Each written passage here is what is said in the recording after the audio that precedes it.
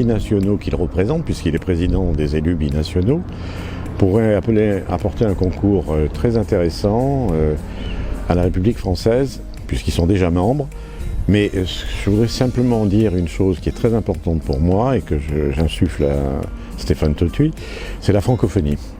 Je suis ancien chef de cabinet du ministre de la francophonie, M. Alain Decaux, et depuis toujours, nous avons développé la francophonie dans les pays européens et également en Afrique. Et par là même, nous pensons qu'avec le Brexit, donc le fait que la Grande-Bretagne ait quitté l'Europe, la francophonie pourrait être, comme pour le Commonwealth, un penchant et un pendant.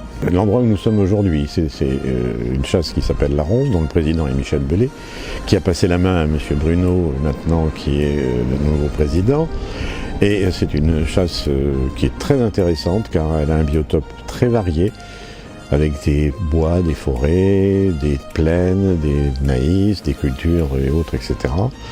Et c'est une chasse très conviviale, comme on a pu le remarquer aujourd'hui. C'est une chasse d'amitié et qui permet à beaucoup de citadins, dont je suis également, de venir un petit peu s'évader dans la nature et en même temps pratiquer un sport qu'ils aiment, sachant que c'est un sport qui est là uniquement pour réguler, qui n'est pas pour tuer. Le chasseur n'est pas un tueur, c'est un régulateur, c'est une personne qui, en fonction des plans de chasse qui sont définis par monsieur le préfet, élimine des animaux qui de toute façon sont en surnombre et risquent de causer soit des dommages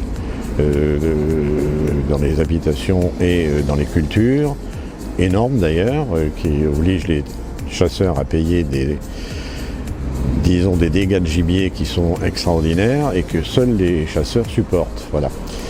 Et ce paysage Percheron, comme vous avez peut-être pu le voir ce matin, est un paysage qui intéresse les citadins. Nous avons aujourd'hui beaucoup de Parisiens qui viennent s'installer dans le Perche et nous les accueillons bien sûr à bras ouverts puisqu'ils se sont des amoureux de la nature.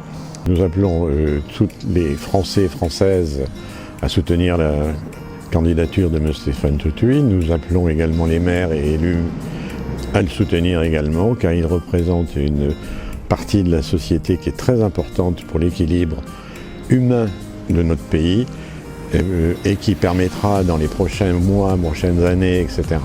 et autres, à développer la France. Voilà.